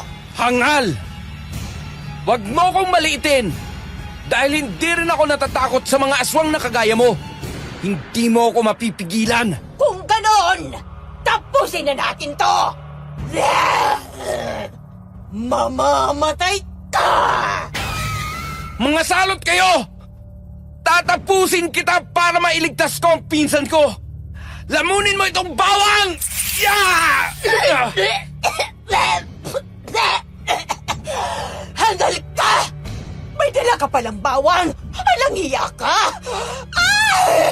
Nalapnos ang bunganga ako sa'yo! Ah! Babalikan kita! Hindi pa tayo tapos! Hangal na matanda! Bumalik ka dito! Hindi mo ako matatakasan! Kahit pumasok ka sa kakahuyan, hindi ako natatakot! Naging awo ka na? Hangal na binata! Sa akala mo ba ay tatakas akong talaga? Inilayo lang kita sa kalsada para makatiyak akong walang makakakita sa'yo. Wala nang tutulong sa'yo ngayon. Kahit saang lugar tayo magpang-abot matandang awok, hindi ako natatakot sa'yo. Kasi nag-iisa ka lang din naman. At sino naman ang may sabi sa'yo na nag-iisa ako? Ako lang ang ginawang pain nila para habulin mo ako dito. Kumagat ka naman sa ginawa ko. Nagulat ako nang igala ko ang aking paningin dahil dalawang malalaking awok ang nakita ko na lumabas mula sa malalaking puno na pinagtataguan nila. Galit na galit ang mga yun, kaya nang unti-unti nang lumapit sa akin ang tatlong awok ay unti-unti na rin akong napaatras. Nang magkaroon ako ng pagkakataon, tumakbo ako papalayo sa kanila. Pero kahit anong bilis ng pagtakbo ko sa kakahuyan, sadyang mabibilis din ang mga awok. Hindi ko sila matakasan kaya huminto na ako sa pagtakbo. Humihingal ako nang harapin ang mga awok na nakapaligid na sa akin. Akala mo yata makakatakas ka pa? Hindi ka makakalayo sa amin, binata! Tama ka nga, tanda. Wala na rin naman akong tatakbuhan. Check na aabutan niyo rin ako. Kaya lalaban na ako dyan sa bayan! Natatakot ka na ba, bata? Nanginginig na ang mga kamay mo. Pati ang bibig mo ay nangangatong na yata sa takot. Natatakot ka bang mamatay? May nilalang ba na hindi natatakot mamatay? Kahit naman ikaw takot mamatay, di ba? Takot nga kayo sa bawang at asin eh. Pero kung hindi ko may isusubo sa inyo ang bawang na ito, ilalagay ko na lang ito sa talim ng ita ko. Hintik na bata ito. Ay bakit alam niya ang mga bagay na ito? Etong tandaan mo, tanda. Ang taong nagigipit. Sa bawang kumakapit. Sige! Lalabanan ko na kayo ng sabayan! Lumakas ang loob ko nang makita kong medyo nag-alangang lumapit sa akin ang mga aswang dahil sa bawang na nakaipit sa talim ng aking itak, kaya ako na ang sumugod. Pinagtataga ko ang unang awok. Mabilis ang umilag pero may mga pag-atake ako na tumatama sa kanya at sa tuwing babaon ng talim ng itak at sobrang hapdi ang nararamdaman nila. Hanggang sa masaksak ko ang isang awok, agaw buhay iyong bumagsak. Nang sumugod ang isa pa, tinablan na rin iyon ng aking itak. Kaya napatay ko na rin ang isang awok. Ikaw na lang natitira, tanda! Ha? Nasaan ang matandang yun? Bakit bigla siyang nawala? Talagang tusong matandang yun! Tumakas na siya nang makitang patay na ang kanyang mga kasama! Reden, anong nangyari sa'yo? Bakit may sugat ka sa mukha? Napalaban ako sa awok, Tio Amado. Hinarang kasi ako ng matanda. Mabuti na lang at may bawang akong dala. Nakatulong yun sa akin para labanan sila. Kaya nga lang, ay nakatakas ang awok na isa. Tako, hindi pala baboy ramo yung nahuli ko ngayon lang. Awok pala yon. May nahuli kayong baboy ramo? Oo, sinundan kasi kita kasi ang tagal mo na. na hindi ka pa bumabalik. Nakita ko yung tricycle nakaparada dun sa kalsada tapos nakita ko nga yung baboy ramo kaya hinuli ko. Awok pala yon. Nasaan po siya? Aba, nandun sa tricycle. Ikinarga ko na. Ha? Akala ko may pangulam na Aswang pala yun. Nagmamadali nga kaming lumabas sa kakahuyan. Nang puntahan namin ang tricycle, nakita ko nga na naroon ang matandang babae na si Aling Dorina. Nakatali na ang mga kamay at paa. Kahit anong pilit niyang makawala, hindi niya magawa. Buwisit talaga kayo! Pakawalan niyo ako dito! Manahimik ka dyan kung ayaw mong dito pa lang ay tapusin na kita, ha? Isa kang aswang kaya kahit patayin ka namin dito, ay wala kaming magiging kasalanan. Bakit hindi mo gawin? Patayin niyo na ako! Hindi muna sa ngayon. May problema ang aking mga pamangkin at alam kong ikaw ang makakasagot ng mga yon. Kaya manahimik ka na lang muna. Tama ka, Joe Amado. Siya nga ang dahilan kaya naging ganon si na Kuya Eman. Pinakain niya ng karne ng tao. Ayon na kina Carlos, siya ang makakatulong sa atin sa bagay na yan. Umalis na nga kami sa lugar na yun. Nagdiretso kami sa baryo ni Mang Carlos. Eksakto namang naroon si Mang Carlos kausap ang mga kasamang manunugis ng aswang. Nang makita nilang nakagapos na matanda sa tricycle, kaagad kong ipinaliwanag ang nangyari. Sinabi ko rin ang kalagayan ni na Kuya Eman at Nancy kaya noon din sumama sa amin si Mang Carlos. Pero pagdating namin sa aming bahay, nakita kong wasak na ang bintana at pintuan ng bahay. Wala na rin doon si na Kuya Eman at Nancy. Anong nangyari dito, Tia Gracia? Bakit wasak na wasak ang bahay mo? Nasaan si na Kuya Eman at Nancy? Wala na sila dito, Reden. Tumakas sila ni Nancy na makawala sa tali nila. Hindi ko alam kung saan sila pupunta. Talintik ka na. Saan natin hahanapin ang mga bata na yon? Paano pa natin sila magagamot? Yak napupunta sila kung saan ang mga kasamahan nila. Tsaka kung sakutan ng mga aswang sila magtatago hanggang sa maging ganap na silang aswang. May paraan pa para masundan natin sila. Yung matanda na bihag natin. Siya ang magtuturo sa atin kung nasaan si na Kuya Eman. Tama si Reden. Yung matandang aswang ang tanungin natin. Tayo na. Ibaba natin siya sa tricycle at itali sa puno. Wala na tayong oras. Habang may sikat pa ang araw, ay kailangan silang makita. Kapag dumilim na at nanatili sila sa lugar ng mga aswang, magiging aswang na din sila. Kaagad nga naming kinuha sa tricycle si Aling Dorina at itinali sa puno na nasa harapan ng bahay. Muli naglabasa ng mga tao sa kanilang mga bahay nang malaman na nakahuli kami ng aswang. Bakas sa kanilang mukha ang galit nang makita si Aling Dorina. Paano nga ay marami nang nabiktima ang awok sa aming lugar, kaya ang ibang tao ay may dalang pamalo at itak nang lumapit. Tia Gracia, ang matandang aswang na ito, ang may kagagawan kaya naging ganon sila Kuya Eman. Namatay kasi ang apo niya sa ginawa namin Kaya ngayon ay gumaganti siya. Dorina, hindi ko naisip na isa ka palang awok. Ang galing mo kasing magkunwari. Walang nakakalata na aswang ka. Kahit minsan na kitang nasaktan ng buntot pagi, ay kampante ka pa rin kapag nakita ko. Tama ka, Carlos. Kampante lang ako para itago ang ikalawa kong pagkatao. Pero naghihintay lang ako ng magandang pagkakataon para makaganti sa'yo. Pwes, hindi na darating yun. Lalo pa nga at nakagapos ka na dyan. Pero maaari ka pa rin mapatawad ng mga tao kung sasabihin mo ang kuta ninyo. Kasi kahit kilala kita, hindi ko rin alam kung saan ka nakatira. Hindi ako taga para ituro ang aking mga kaanak. Ayaw kong mapahamak sila ng dahil sa akin. Huwag kayong mag-alala. Babalik din naman dito sina Eman at Nancy. Yun nga lang, babalik sila para patayin kayong lahat. Dahil nalaso na ang mga isip nila. Ayaw mo ng maayos na usapan, ha? Sige. Pipilitin kitang magtapat gamit ang buntot pagi. Tingnan natin kung hanggang saan ka tatagal. Kasunod nga ay malalakas na hagupit ng latigo ang ginawa ni Mang Carlos. Sa tuwing tatamaan yun si Aling Dorina ay nag-iiwan yun ng matinding latay sa katawan niya. Namimilipit siya sa sakit na nararamdaman. Ganun pa man ay galit ang makikita sa mukha ni Aling Dorina. Nananatili siyang matatag at pilit na pinaglalabanan ng parusang pinagdadaanan sa kamay ni Mang Carlos. Ano? Masakit ba? Nagdurugo na ang buo mong katawan sa dami ng latay.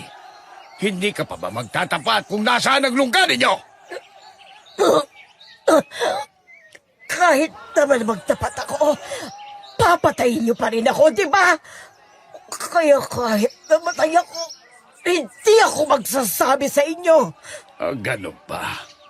E di, ipapaubaya na kita sa mga taong baryo. Sila na ang bahala sa iyo. Aling Dorina, parang awa mo na. Sabihin mo na kung nasaan ang aking mga anak. Kung namatay ang apo mo dahil sa ginawa nila, hindi nila yun intensyon. Gusto lang nilang makatulong. Kahit lumuha ka pa ng dugo, hindi mo na maibabalik ang mga nangyari. May mga kapamilya na akong napahamak, kaya paninindigan ko na to. Huwag na kayong umiyak, Tia Gracia. Huwag kayong magmakaawa sa kanya. Dahil ang mga salot na gaya nito ay walang puso. Kaya wala rin silang karapatang mabuhay. Dapat silang maglaho sa mundong ito. Teka, anong ginagawa mo? Gasolina yan ah! Huwag mong sabihin, susunugin mo na ako! Tama ka. Hindi ka na magkakaroon ng pagkakataong mabuhay kapag abok ka na. Huwag mong gawin yan. Magsasabi na ako kung saan ang kuta namin. Madali ka naman palang kausap eh. Saan ang kuta nyo? Doon, sa kabilang baryo. Doon sa lugar na tinatawag na Pulong Limot. Sa dulo ng baryo na malapit sa gubat. Yung 3 bahay na naroon. Doon ang kuta namin. Maraming salamat kung gano'n, Aling Dorina. Ngayon ay napatawad na kita. Salamat, binata. Pakawalan mo na ako dito. Hindi kita pwedeng pakawalan. Bakit hindi? Niloko mo lang ba ako? Napatawad na nga kita. Pero hindi ka naman mapapatawad ng mga taong baryo. Kasi marami sa kanilang mga mahal sa buhay ang napatay ninyo noong mga nakaraang panahon. Kaya sila na nga hatol sa inyo. Wag din! Wag mo akong ibigay sa kanila! Nang iwanan namin si Aling Dorina, dinumog na siya ng mga taong baryo na galit sa mga aswang. Gamit ang mga itak at sibat, sinaksak nila si Aling Dorina. Dinig na dinig ko ang pagmamakaawa niya sa mga tao pero wala nang nakinig sa kanya. Nang isa roon ang maghagis ng palito ng posporo kay Aling Dorina, kaagad siyang nagliyab dahil sa gasolina na ibinuhos ko sa kanya. Dinig na dinig ko pa ang malakas ng sigaw bago sa tuluyang nalagutan ng hininga. Ngayong alam na natin ang kuta nila. Kailangan na natin kumilos. Kailangan mabawi natin sina Eman at Nancy bago pa mahuli ang lahat. Mga kapitbahay, muli kaming hihingi ng tulong sa inyo. Sabahan nyo kami na tugisin at patayin ang mga aswang na kaanak niya. Nitong si Aling Dorina. Magkakataon na natin ito. Oo nga po. Para na rin mailigtas ang aking mga pinsan. At saka kung mawawala ng mga lahi ng aswang sa bayang ito, matatahimik na tayong lahat. Makakatulog na tayo ng panatag sa gabi. Yung mga sasama na kalalakihan, magdala na tayo ng itak, sibat at gasolina para makasiguro tayo na hindi sila mabubuhay pa. Sumang-ayon naman sa amin ang lahat ng mga kalalakihang naroon. Gaya ng sinabi ni Mang Carlos, nagdala ng armas ang mga tao. Ang iba nga ay homemade na sumpak pa ang dinala. Ang bala nyo ay bala ng shotgun. Noon din ay nilusob namin ang lugar na sinasabi ni Aling Dorina. Nakita namin na mayroon ngang 3 malalaking bahay na yari sa kahoy at sawali.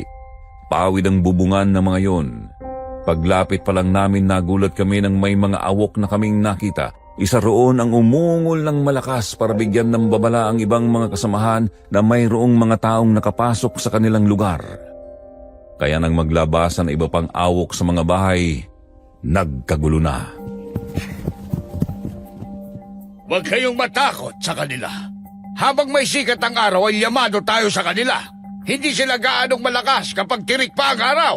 Lusob mga kasama! Patayin natin ang mga salot na ito! Huwag kayong matakot! Mas marami tayo sa kanila!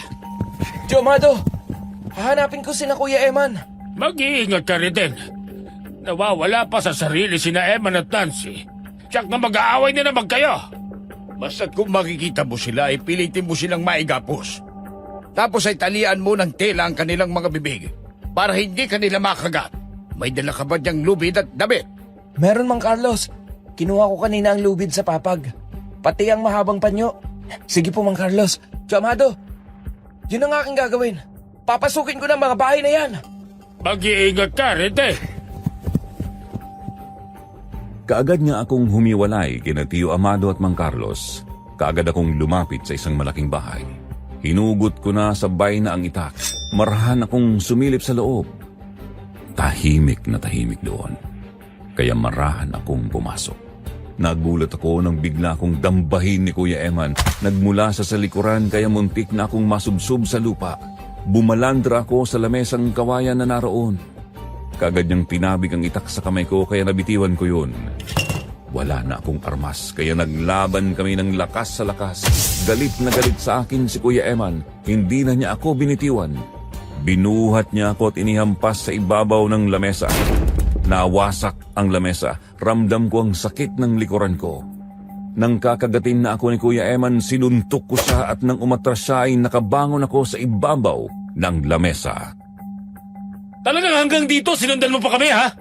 Nandito ako para iligtas kayo, Kuya Eman. Alam mo bang nag-aalala na sa inyo si Tia Gracia? Sinungaling! Huwag mo nang idahilan ang aming ina. Alam ko naman na kaya ka nandito ay para agawin sa akin si Berna. Nandito si Berna? Oo, nandito siya. Siya at ang ina niya na si Aling Dorina ang nagbigay ng kakaibang pagkain sa amin. At sa totoo lang, ay napakasarap pala ng maging aswang. Magkakaroon ka ng katawang malakas. Kuya Eman, hindi masarap maging aswang. Sana hindi ka pumayag sa gusto ni Berna. Niloloko ka lang niya. Hangal ka! Hindi manluloko si Berna. Hindi mo siya maaagaw sa akin. Papatayin kita! Nang muling sumugod si Kuya Eman ay magkakasunod na kalmot ang ginawa niya pero inilagan ko ang mga yon. Nang magkaroon ako ng pagkakataon, sinuntok ko siya sa panga pero hindi man lang niya ininda. Tumawa lang siya tapos ay muling sumugod. Sinugod niya ako. Tumama ang kanyang ulo sa aking tiyan kaya halos mawalan ako ng hangin. Ganun pa man ay naisip kong pagkakataon na yun. Dinampot ko ang isang maiksing putol ng kawayan. Pinalo ko siya sa mukha kaya nawalan siya ng ulirat. Kaagad ko siyang iginapos. Noon naman dumating si Berna. Nakakatuwa naman. Nagpapatayan kayo magpinsan ng dahil sa akin. Yan naman talaga ang gusto naming mangyari. Mas masarap kasi ang paghihigante kung nangyayari ang iyong kagustuhan. Ngayon malinaw na ang lahat, Berna. Alam mo na may gusto ko sa'yo. Pero inakit mo si Kuya Eman. Para maakit din siya sa'yo. At magkaroon kami ng problema. Magaling ang ginawa ninyong plano, ha? Nangyari naman. Pero hindi masarap ang tagumpay kung wala na ang mga mahal mo sa buhay. Anong ibig mong sabihin, Redan? Wala na si Aling Dorina. Nahuli na namin at napatay. Siya nga ang nagturo sa lugar na ito. At ang iba niyo pang kamag-anak ay tinutugis na ng mga taong baryo. Bistado na kayo! Sa palagay ko nga ikaw na lang ang natitira. Nagkakamali ka dahil 3 pa kami. Nandiyan pa kasi Nancy. Magagawa mo bang patayin ang sarili mong pinsan? Berna, bakit nagawa mo kaming lokohin? Akala ko pa naman isa kang tunay na babae, pero isa ka palang lalaki! Isang lalaki si Berna? Nako, oo nga pala. Unti-unti ka nang nagiging aswang. Kaya ang mga mata mo ay nagiging matalas na kagaya ng aswang. Ang mga mata nga lang pala ng ordinaryong kagaya ni Riden ang madadaya ko sa aking kaanyuan. Wala nang dahilan para magbalat kayo. Nagulat ako nang tumalikod si Berna. Nang humarap siya ay isa na siyang lalaki. Mayroong bigote at nanlilisik ang mga mata. Mayroong mahabang pangil na matatalim. Unti-unti ring humaba ang kanyang mga kuko kaya napaatras ako. Kinuha ko ang itak na nabitiwan ko kanina noon natauhan si Kuya Eman. Narinig pala niyang lahat ng pinag-usapan namin. Kaya pala minsan ay napapansin namin na nag-iibang boses mo. Peke ka pala! Ako ang ama ni Bino. Ang ama ng batang namatay dahil sa pagpapakain niyo ng adobong may bawang. Kaya ngayon, igaganti ko na siya. Nancy, patayin mo si Reden! Hindi ako hangal para sumunod sa manluloko na kagaya mo! Ngayong alam ko ng katotohanan, mas pipiliin ko si Kuya Reden! Hangal! Baka nakakalimutan mo na. Hindi pa ganap ang pagiging aswang mo. Akala mo ba, makakaya mo na akong labanan? Gusto mo bang parusahan kita? Hindi ako natatakot sa'yo. Nandito yata ang dalawang kuya ko! Tama si Nancy! Hindi pala kami dapat naniwala sa'yo.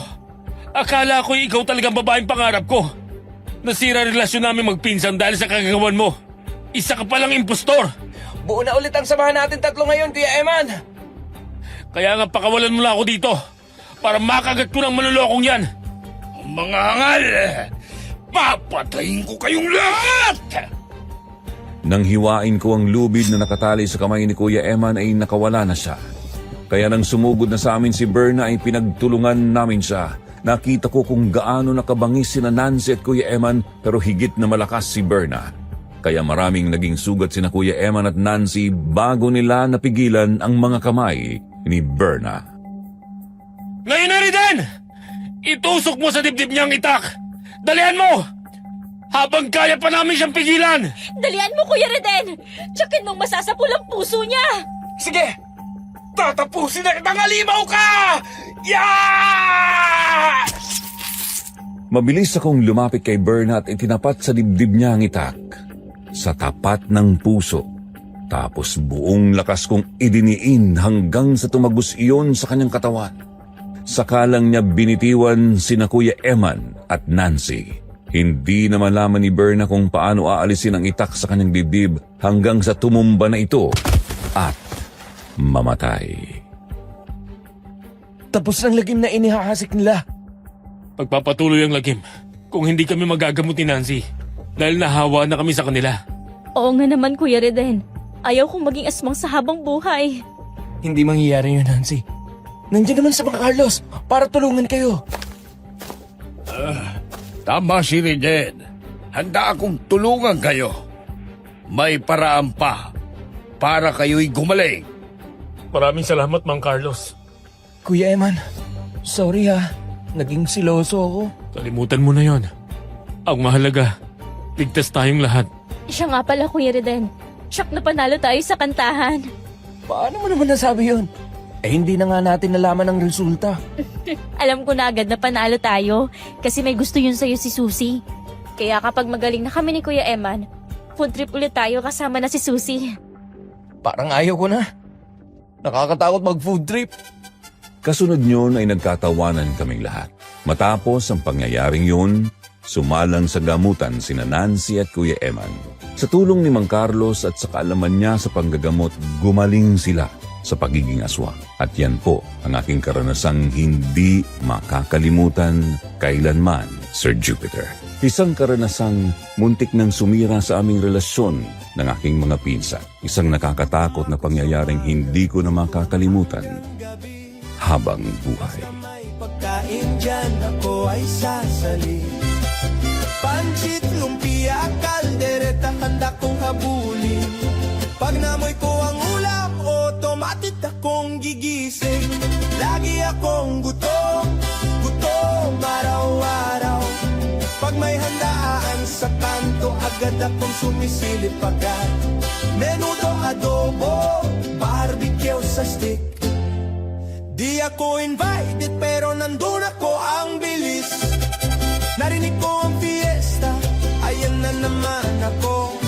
Kutsara, plato sa bulsa, handa na ang tropa ko. Puto, bibingka, sopas, kare-kare, ang saya. Sa bawat mesa na makikita para akong absent, di absent. Mapa-birthday o fiesta, lagi akong content. Pag may nagalok ng teko, magad akong umingiti. Konti lang naman to, pero isang tupperware ang dali-dali. Lagi akong gutom, gutom araw-araw. Pag may handaan sa kanto, agad akong sumisilip agad. Spaghetti, embutido, mechado na mabangis, di ako invited. Pero nandun ako, ang bilis. Kung may pagkain, tawagin nyo na ako. Di ako mawawala sa handa nyo. At kahit na hindi ako bisita sa listahan, laging gutom to, kaya lagi ring nakikikain.